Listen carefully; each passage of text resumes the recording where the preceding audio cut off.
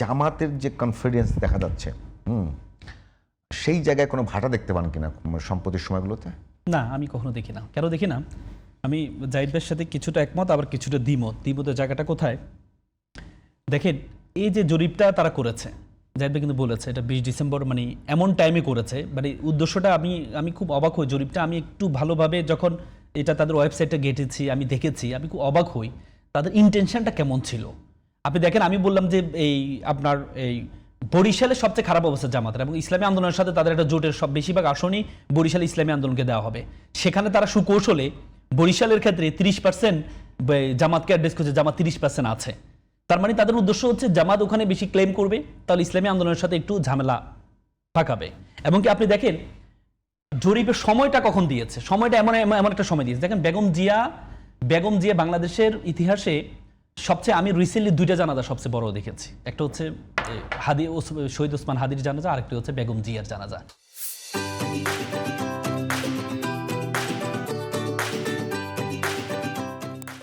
আমি মনে করি বেগম জিয়ার জানাজা কিন্তু শুধুমাত্র বিএনপিকে ভালোবেসে মানুষজন বেগম জিয়া জানাজা আসে নাই।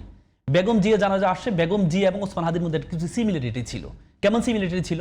এবং আমার লাইফে মানে আই হ্যাভ সিন দ্য 3 জানাজা in my life and I have attended those জানাজা। কি আল্লামা দেলোয়ার হোসেন সাইদির জানাজা, ওই কি বলে শহীদ ওসমান হাদির জানাজা, আর বেগম জিয়া জানাজা। এই 3টি জানাজা আমি নিজে অংশগ্রহণ করেছি। এই 3জন মানুষের মধ্যে একটা সিমিলারিটি ছিল। এই 3জন মানুষ আধিপত্যবাদ বিরোধী ছিল। এই 3জন মানুষ হচ্ছে ইসলাম প্রিয় ছিল, ইসলামদেরকে সবসময় অন করতো এই 3জন মানুষ। এই সিমিলারিটির কারণে মানুষের মধ্যে ওসমান হাদি তো কোনো দলকে ওন করে না। একটা এমপি ইলেকশন করার জন্য চেষ্টা করেছে, মন্ত্রীও হয় না, এমপিও হয় নাই, চেষ্টা করেছে।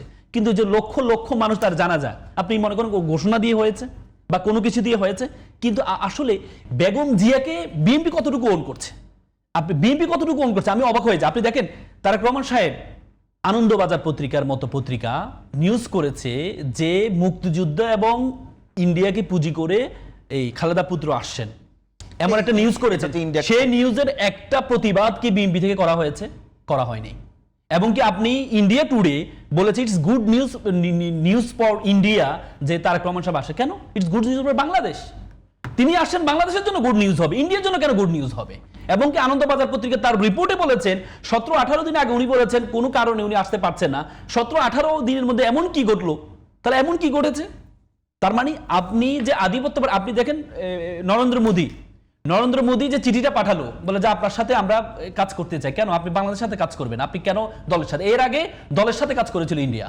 আপনি মোস্তাফিজুর রহমানকে আপনি রিসেন্টলি দেখেছেন, মোস্তাফিজুর রহমানকে তারা আইপিএল থেকে কিভাবে করেছে। তার মানে তারা এখনো পর্যন্ত বাংলাদেশকে নিতে পারে না, কিন্তু একটা দলকে নিচ্ছে। যদি একটা দলকে নেয় তাহলে যে আধিপত্যবাদ বিরোধী বেগম জিয়া যে আধিপত্যবাদ বিরোধী ছিল, তার যে সেন্স ছিল, তাকে যে জন্য মানুষ ভালোবেসেছে, সেটা যদি বর্তমান যারা নেতৃত্ব আছে তারা যদি ওন করতে না পারে, এবং কি যদি ভারত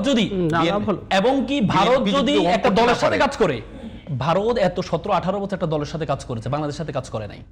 এখনো তাদের চিন্তা যে চিঠিটা নরেন্দ্র মোদী তারেক রহমান সাহেবকে দিয়েছে যে আপনার নীতিতে আমরা কাজ করতে চাই। কেন?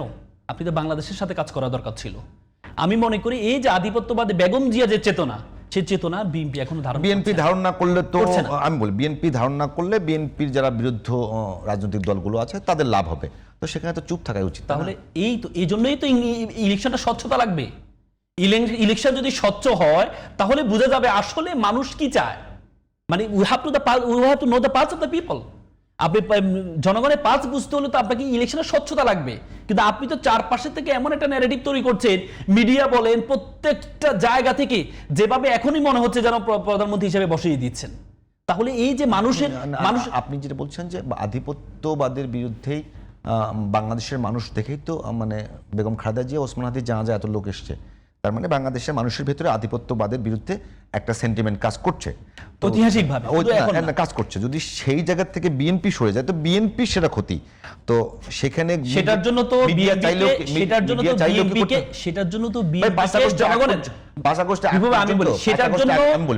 আগে পর্যন্ত আপনার কাছে কি বাংলাদেশের মানে 5 তারিখ পর্যন্ত বাংলাদেশের গণমাধ্যম দেখে মনে হয়েছে যে শেখ হাসিনা চলে যাবে? না। তো সেটাকে এত বড় কিন্তু এখানে আপনি যখন জনগণের ভোটের উপর আস্থা থাকবে না, তখন তো আপনার চিন্তা থাকবে যে আমাকে চারপাশে দিল্লি কি চিন্তা করবে, বেজিং কি চিন্তা করবে, ওয়াশিংটন কি চিন্তা করবে। সেটা তো আমি বলি, সেটা তো জামাতের জন্য আপনাকে নির্ভর জামাতের করতে জন্য হবে তো সুসংবাদ। জনগণের ভোটের উপর। জনগণের ভোটের উপর যদি নির্ভর করতে হয়, তাহলে ভোটটা স্বচ্ছ হওয়ার জন্য প্রত্যেকটা জায়গা থেকে মিডিয়া বলেন, এজেন্সি বলেন, যা আছে প্রত্যেকের কাজ করতে হবে এবং রাজনৈতিক দলগুলোকে কাজ করতে হবে এই ভোটটা স্বচ্ছ হওয়ার জন্য। আপনি কি মনে করছেন 1 মাস পরে ইলেকশন কোন আমেজ দেখতে পাচ্ছেন বাংলাদেশে? কোন আমেজ দেখতে পাচ্ছেন? আমি শুরুতে আপনাকে বলেছি বাংলাদেশে কোনো ইন্টারিম গভর্নমেন্ট আছে আপনার মনে হচ্ছে? মনে হচ্ছে কোন গভর্নমেন্ট আছে? মানে পুরো প্রক্রিয়াটা, পুরো দেশটা প্রক্রিয়াটা মনে হচ্ছে যেন একদিকে ঝুঁকে গিয়েছে। এটাই তো অ্যালার্মিং, এটাই তো অ্যালার্মিং। এভাবে তো শেখ হাসিনা তৈরি হয়েছে। আমি তো কখনো বলবো না শেখ হাসিনা, আওয়ামী লীগ এবং বিএনপি এক, আমি কখনো বলবো না।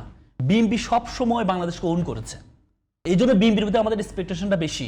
17-18 বছর নির্যাতন সহ্য। গুম কমিশনে রিসেন্টলি আপনি দেখেছেন 714 জনের মতো যারা জামাত শিবিরের যাদেরকে গুম করা হয়েছে, 300-350 মতো বিএনপিকে তো গুম করা হয়েছে এবং ঘুমের থেকে ব্যাক আসার তালিকার মধ্যে বিএনপি কম।